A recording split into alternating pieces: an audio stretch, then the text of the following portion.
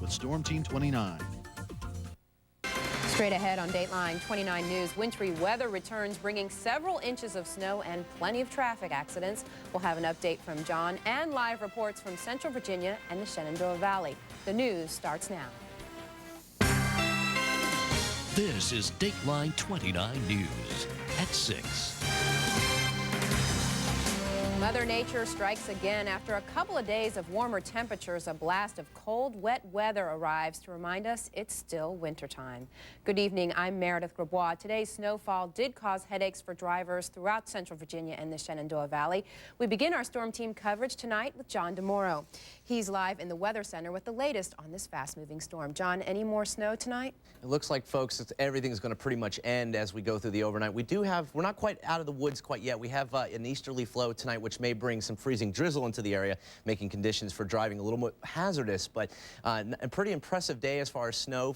Totals on the order of as little as a half an inch to as much as 4 inches in wintergreen. And we'll talk about that in the forecast. Also about that freezing drizzle and what to expect for your Sunday. So in a few minutes, we'll have the forecast, and we'll take it back to Meredith right now. Thank you, John. And you'll want to keep an eye on the bottom of your screen in just a moment for the latest closing information we have. Well, the fast pace of today's snowstorm is catching VDOT a little off guard. Officials say crews will be working around the clock just to keep up with snow and ice on the roadways. Luke Ducey is live on Route 250 in Charlottesville. Luke, what can we expect tonight on those roads? Meredith, VDOT and county officials are urging motorists to just stay off the roadways entirely. VDOT's main focus tonight is damage control, and that means getting as much ice and snow, that means getting as much salt and chemicals down on primary roads like Route 250 here behind me, and secondary roads to prevent any ice from forming. Now, the greater Charlottesville area was hit hardest by today's snowstorm, and when it wasn't snow, it was sleet, causing treacherous driving conditions. Greyhound bus officials say they had several minor delays. Officials at the Charlottesville-Albemarle Regional Airport are also reporting delays, but no cancellations. Today's storm dumped 3 to 4 inches of snow here in Charlottesville. While many areas just east and south of us, well, they only got a dusting. It's almost as if today's storm just had it in for us here in Central Virginia. Now, Ken Slack is standing by in the valley. Ken, what's going on there? Well, it has stopped snowing here in the Shenandoah Valley. We did a little bit better here on this side of the hill. Most folks here in the central Shenandoah Valley saw just snow, which made it a little less treacherous than that sleet and freezing rain and snow mix. But between Stanton, Waynesboro, and Augusta County, we did see somewhere in the neighborhood of around 30 accidents. Fortunately, all of them involved nothing more than minor injuries. Now, the snow did begin to fall around 6 o'clock this morning, and you're looking at downtown Waynesboro there, where about 10 o'clock this morning. About 2 accidents in the city of Waynesboro. Stanton, 16 of them, but again, all of those minor, and state police reporting about a dozen accidents in the Augusta County area. Now, to run through some specific road conditions for you, this is what we're looking at right now outside of our studios here up on Orchard Hill Square, just south of Stanton. That's Greenville Avenue, US 11. And as you can see, mostly just wet pavement there as that wet pavement glints off of the lights from the Colonial Mall in Stanton. And that's what you're going to find on most of the primary roads and the interstates 81 and 64 in the central Shenandoah Valley. Minor conditions, which means mostly bare pavement, although you might find some patches of ice or snow here and there. Now, the following roads in Augusta County are in moderate condition, which means you will find more of that snow and ice out there. Routes 11, 340, 254, 252, 256, 262, 275, and 276. Hope that's not too many numbers to throw out there. Also, one to watch out for is Route 250 going over Afton Mountain. That higher elevation has left more snow and ice on the roadways. What we're going to be watching for tonight is what state police warned us about are those temperatures.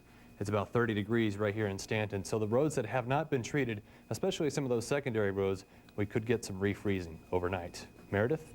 Okay, thank you, Ken Slack, in our Shenandoah Valley newsroom.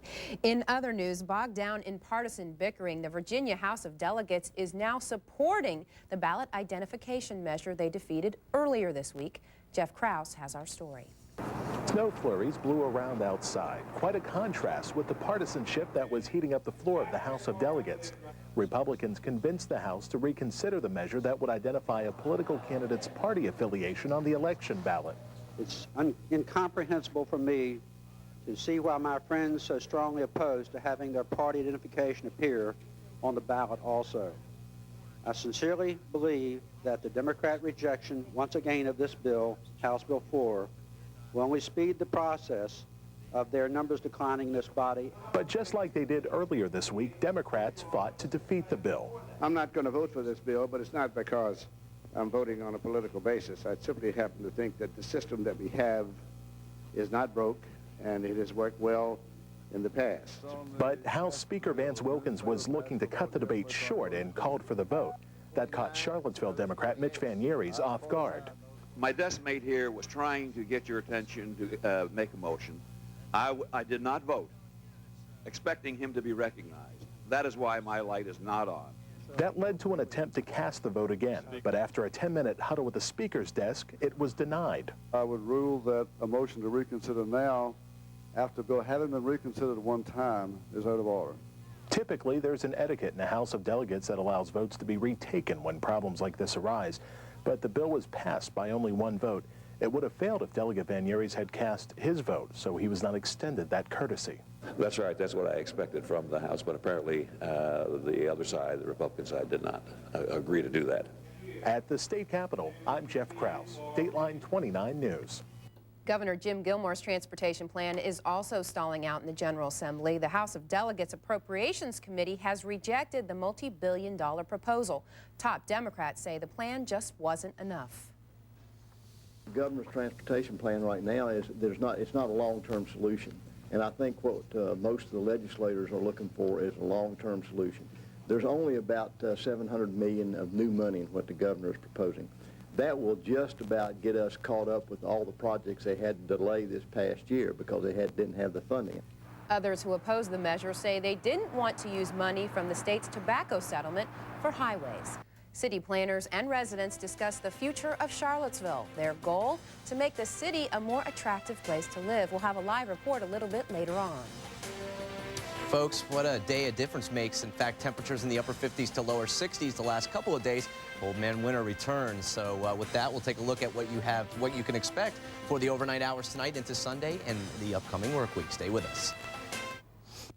Thursday of last week, so pretty big difference. Old man winter once again returns with humidity now at 83%. Winds are calm, and we had about 1.5 inches of snow here right in the downtown studios, and skies now overcast with the winter weather advisory now at an end. We'll take a look at the valley right now. 29 degrees, the current number there, and overcast skies as well with humidity at 89%. Winds are now out of the north at 3 and will continue to move out of the northeast and eventually to the east tonight, which may bring us a few more problems. We're not quite yet out of the woods. Snowfall in the valley as much as 3.5 inches to 4 inches in some areas as well. We'll take a look at the almanac page for us for today. 47 and 25, the high-low pair average for the day, and this high 40 degrees was actually made last night around midnight, and we slowly saw temperatures fall through the 30s to near 20s and the upper 20s rather as we've gone through the day and saw the snow fall, and that helped to lower the temperatures. Evaporational cooling is what we call it. There's the highs for the day. We'll take a look at weather watchers in just a moment, but right now what we'll take a look at is how the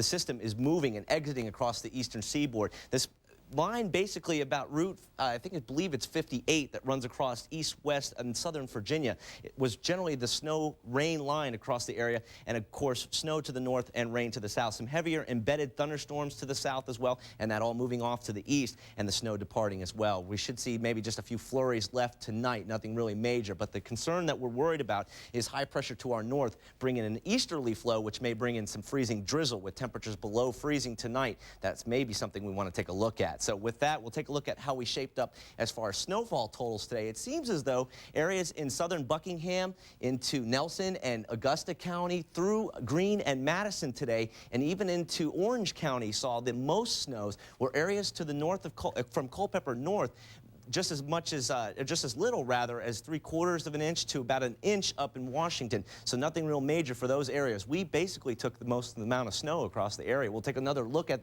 a few more numbers here. Troy about 2 inches today, and again in Charlottesville here at the downtown studios about 1.5 inches.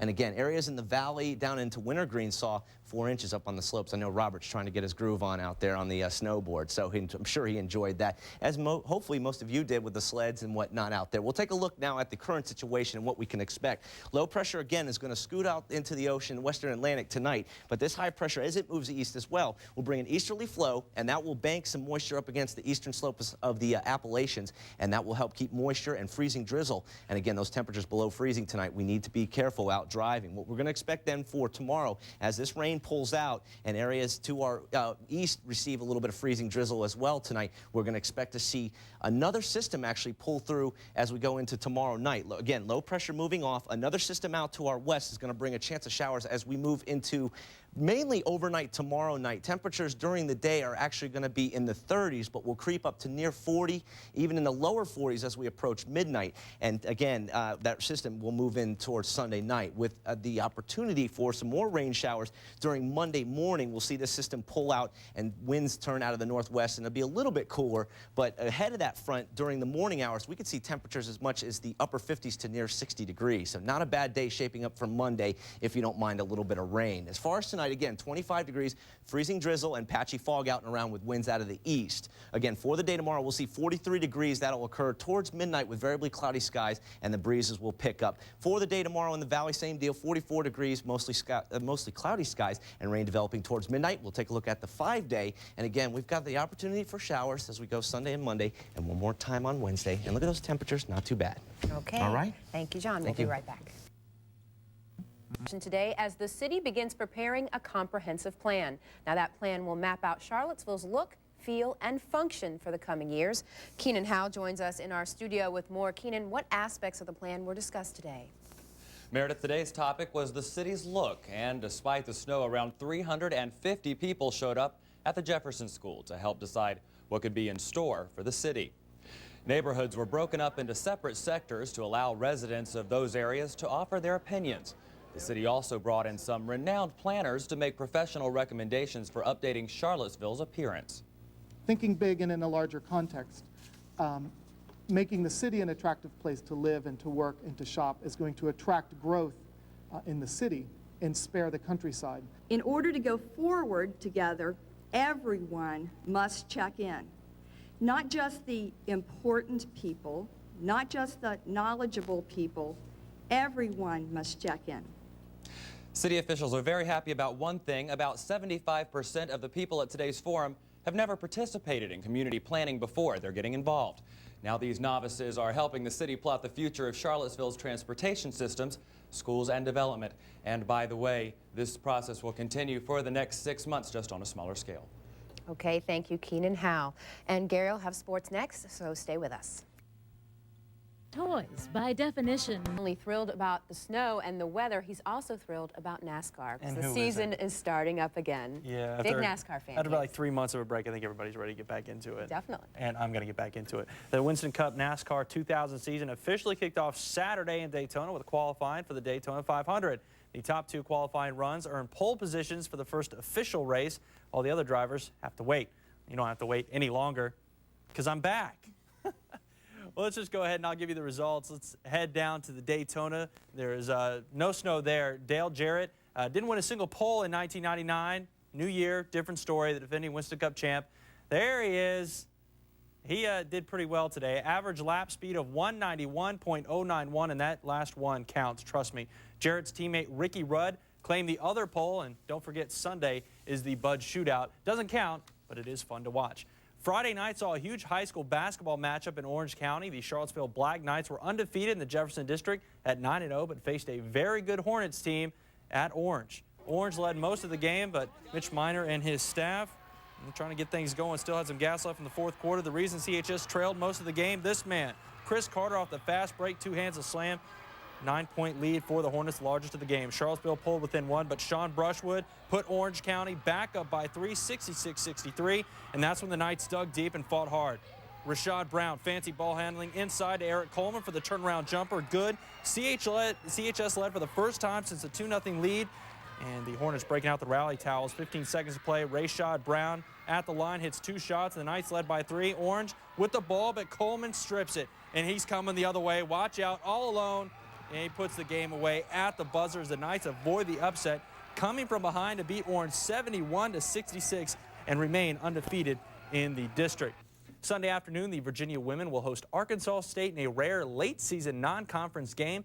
Less than a month until the ACC tournament, Debbie Ryan and her Who's know how important the last few weeks can be when it comes to getting an invite to the big dance. The Cavs have been playing well as of late with a good mixture of veteran and young talent.